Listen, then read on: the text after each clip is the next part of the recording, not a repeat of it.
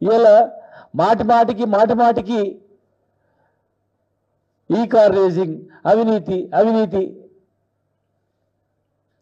దయచేసి మీ ముందర నేను ఒక స్పోర్ట్స్ మినిస్టర్ కూడా పనిచేసిన కనుక అనేక దేశాల్లో కూడా నేను స్పోర్ట్స్ ఈవెంట్లు కూడా పోయినా కనుక మరి అటు మేము ఈ దేశ ప్రతిష్టను పెంచడానికి చేసినటువంటి ప్రక్రియ ఇది. వాళ్ళు వచ్చిన తర్వాత వాళ్ళు ఏమైనా స్పోర్ట్స్ ఈవెంట్ చేసిందంటే వాళ్ళు అందాల పోటీలు నిర్వహించారు. వాళ్ళు అందాల పోటీలు నిర్వహించారు, మేమేమో కార్ రేసింగ్ మేము నిర్వహించినాం మా ప్రభుత్వ హయాంలో. దానికి మీకు పోలిక చూడండి. అవినీతి అసలు ఎక్కడ జరిగింది? ఇచ్చిన డబ్బులన్నీ కూడా డైరెక్ట్గా బ్యాంక్ అకౌంట్లో ఇస్తాం. 40 కోట్ల రూపాయలు వాళ్ళ బ్యాంక్ అకౌంట్లో ఉన్నాయి, డబ్బులు ఉన్నాయి. ఏనాడు కూడా ఈ ప్రభుత్వం మా డబ్బులు మాకు వాపస్ చేయండి అని ఒక్క మాట అడగలేదు, ఒక నోటీస్ ఇవ్వలేదు. లేదా ఆ బ్యాంకులో ఉన్నటువంటి అకౌంట్ సీజ్ చేసి ఆ పైసలు వాపస్ ఇవ్వాలని చెప్పి ఒక చట్టపరమైనటువంటి యాక్షన్ కూడా అక్కడ తీసుకోలేదు. కేటీఆర్ గారు దేశ విదేశాల్లో తిరిగిండు, చదివిండు, ఉద్యోగాలు చేసి ఇచ్చిండు కనుక ప్రపంచ స్థాయిలో ఈ తెలంగాణను ఆకర్షించాలంటే, తెలంగాణకు పెట్టుబడులు రావాలంటే, రాబోయే తరంలో ఫ్యూచర్ జనరేషన్ మొత్తం కూడా వచ్చేది ఎలక్ట్రికల్ కార్స్. ఎందుకంటే సముద్రంలో పెట్రోల్ డీజిల్ అనేది అంతరించుకుపోతా ఉంది. ఫ్యూచర్ మొత్తం వచ్చేది ఎలక్ట్రికల్. పొల్యూషన్ పోవాలంటే, రోగాలు రాకుండా ఉండాలంటే ఎలక్ట్రికల్ కార్ అని ప్రపంచమే మొత్తం అధ్యయనం చేస్తూ ఉంది, వరల్డ్ వైడ్ మొత్తం కూడా. ఫ్యూచర్లో జరగబోయేటువంటి దానికి ఇప్పటి నుంచే మనం నాంది చేయాలి. ఇక్కడ ఎలక్ట్రికల్ ఈ కార్ రేసింగ్ పెట్టినట్లయితే ప్రపంచంలో ఉన్నటువంటి ఎలక్ట్రికల్ వెహికల్స్ మొత్తం కూడా తెలంగాణ వైపు, ఇండియా వైపు దృష్టి వస్తుందని చెప్పి ఆలోచనతో ఇక్కడ పెట్టిండు. దాదాపు 22 పెద్ద ప్రపంచంలో వరల్డ్ ఫేమస్ బ్రాండ్స్, జాగ్వార్ నుంచి మొదలుకుంటే అనేక రకాలుగా పెద్ద కంపెనీలు అన్నీ కూడా ఆ వాహనాలన్నీ పాల్గొన్నాయి. ప్రపంచ స్థాయిలో కార్ రేసింగ్లో ఉన్నటువంటి స్పోర్ట్స్ మెన్స్ చాలామంది కూడా ఆ పాల్గొనే వాళ్ళందరూ కూడా హైదరాబాద్కు వచ్చారు. ప్రపంచంలో ఉన్నటువంటి వాళ్ళందరూ వీక్షించారు. సపరేట్ లైవ్ ఉంటుంది. కొన్ని లక్షల మంది, దాదాపు లక్షల మంది కార్ రేసింగ్ చూసిండ్రు హైదరాబాద్లో జరుగుతున్నటువంటిది. పెట్టుబడులు వచ్చినాయి, ఇండస్ట్రీస్ కూడా వచ్చినాయి. ఉదాహరణ నేను చెప్తాను, మా కాన్స్టిట్యున్సీలోనే 10,000 కోట్ల పెట్టుబడి పెట్టేటువంటి Amar Raja industry, Amar Raja electrical batteries, lithium batteries company Mahabubnagar రావడానికి కూడా మరి ఇలాంటి దీని వల్లనే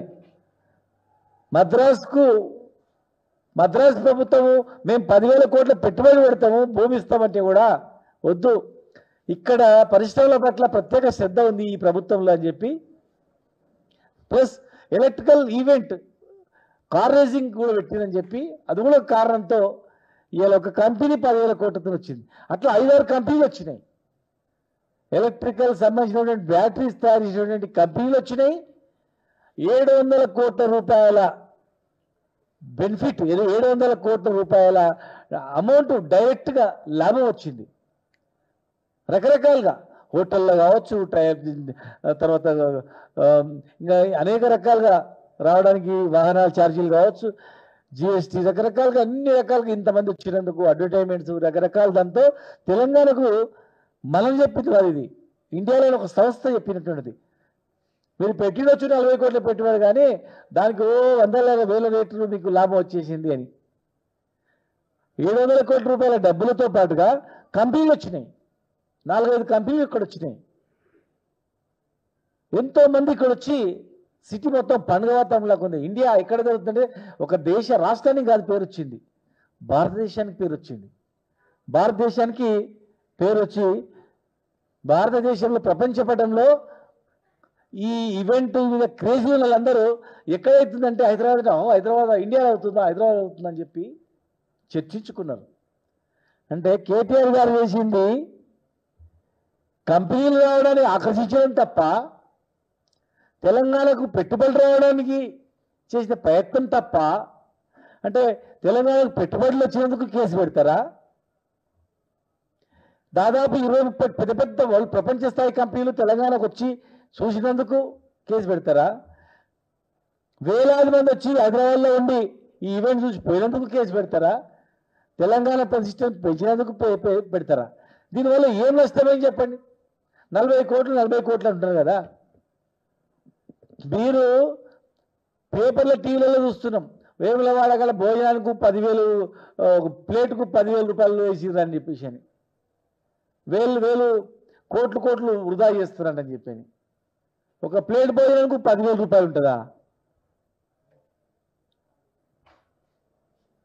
ఇక్కడ 40 కోట్లు అకౌంట్లో వేసి బ్యాంక్ అకౌంట్లో వేసి ఆ డబ్బులు ఉన్నాయంటే, ఒకవేళ మీకు 40 కోట్ల రూపాయలు వల్ల మొత్తం ఖజానాకు కష్టమైపోయింది, వృధా చేసింది అనుకుంటే, మీరు ఆ 40 కోట్ల రూపాయలు ఆ కంపెనీ దగ్గర ఉన్న డబ్బుల్ని వాపసు తీసుకోండి, రికవర్ చేయండి.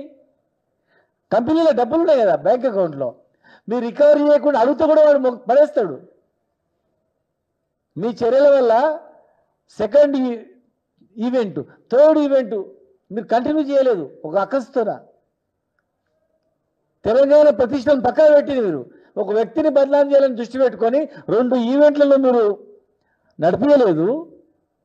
ఒకవేళ మీరు 2 ఈవెంట్లు 10,000తోనో లేకపోతే 1 కోటితోనో 2-3 కోటితో నడిపించింటే, ఇన్ని పైసలు మేము 2 కోట్లతోనే మేము నడిపించినాం 2 ఈవెంట్లు, మీరు ఇన్ని పైసలు వేస్ట్ చేసి అదని అర్థం ఉండే. మీరు నిర్వహించకుండా ప్రతిష్టను లోపలేసి, యాక్చువల్గా వేరే దేశాలు అయితే ఎవరైనా ప్రభుత్వం మీద రద్దు చేస్తే ఆ ప్రభుత్వం మీద వాళ్ళు యాక్షన్ కూడా తీసుకుంటారు. ఫోన్లోనే వదిలిపెట్టిన వాళ్ళు కంటిన్యూ చేయకుండా మీరు 40 కోట్ల రూపాయలను కేటీఆర్ ఏదో తిన్నట్లు, కేటీఆర్ మొత్తం 40 కోట్ల రూపాయలను ఆయన బ్యాంకులో వేసుకున్నట్లు, ఆ బ్యాంకులో ఎక్కించి డ్రా చేసి తీసుకొచ్చుకున్నట్లు. తెలంగాణ ప్రజలారా ఒక్కసారి మీరు ఆలోచన చేయండి, ఎక్కడ పోతుంది రాష్ట్రం?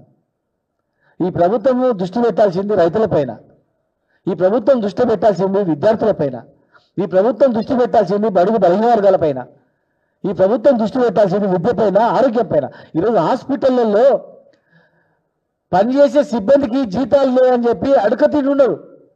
ఇవాళ పేపర్లు చూసినాం, ఆయాలు కానీ పనిచేసే వాచ్మెన్లు కానీ ఊడ్చేటోళ్ళు కానీ పారిశుద్ధ్య కార్మికులు కానీ హాస్పిటల్ పనిచేసే వాళ్ళకు జీతాలు లేవని 6 నెలల నుంచి జీతాలు లేవు.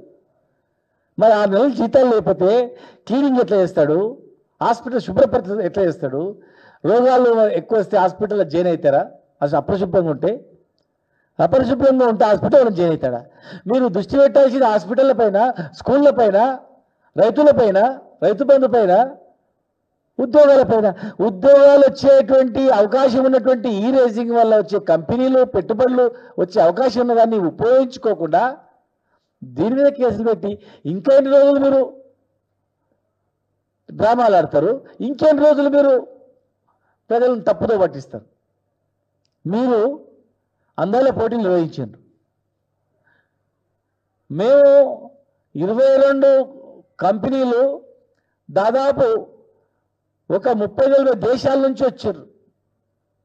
ఇన్ని కోట్లు పెట్టుబడి వల్ల మాకు 40 కోట్ల పెట్టుబడి పెడితే ఇన్ని కోట్లు లాభం వచ్చేది చెప్తున్నాం. మీరు అందాల పోటీల వల్ల ఏమొచ్చింది చెప్పండి? అందాల పోటీల వల్ల ఇక్కడ మహిళలకు ఆత్మగౌరవం పెరిగిందా? అందాల పోటీలు నిర్వహించినందుకు ఇంకా పెద్ద పెద్ద అందగత్తెలు అందరూ హైదరాబాద్కి వచ్చి ఇంకేమైనా ప్రదర్శనలు చేస్తుండ్రా? లేకపోతే వాళ్ళందరూ వచ్చి ఒక యాడ్ ఏజెన్సీలో లేకపోతే ఇంకేమైనా ఒక ఈవెంట్ చేసి ఇన్కమ్ వచ్చేటట్లు మనం చేస్తుండ్రా? మేము 40 కోట్లు ఖర్చు పెట్టాము, 200 కోట్లు ఖర్చు పెట్టింది కదా. 200 కోట్లు ఖర్చు పెట్టి తెలంగాణ పరువు తీసిండ్రు. స్వయాన సోనియా గాంధీ గారికి ప్రపంచంలో ఉన్నటువంటి ఆమె పేరు మ్యాగీ, ఆమె స్వయంగా ఫిర్యాదు చేసింది మన సోనియా గాంధీ గారికి. మీరు ఇమ్మీడియట్గా కేసు పెట్టాలా? ఎవరు వేధించారో ఇమ్మీడియట్గా ఆ కేసు పెట్టాలా? ఆ కేసును విచారించాలా? ప్రపంచంలో మన పరువు అయ్యేటట్లు ఇక్కడ వ్యవహరిస్తే ఆడపిల్ల, తెలంగాణ అంటే ఆడపిల్ల సంస్కృతి, ఇక్కడ గౌరవం, ఆడపిల్లకు గౌరవం అనేది. భారతదేశమే ఒక సంస్కృతి, గొప్ప సంస్కృతి ప్రపంచంలో. అందులో ఆడవాళ్ళని గౌరవిస్తారంటే ప్రపంచంలో భారతదేశంలోనే ఎక్కువ, అది ఇంకా తెలంగాణలో ఎక్కువ. అలాంటి తెలంగాణలో మహిళలను అగౌరవపరిచి అసభ్యంగా చేసి ఆమె ఇక్కడి నుంచి వెళ్ళిపోయి కాంప్లైంట్ చేస్తే స్వయంగా మళ్ళా ఎవరికో ప్రధానమంత్రికో లేకపోతే ఇంకెవరు చేయలే, సోనియా గాంధీ గారికి చేసింది ఆమె.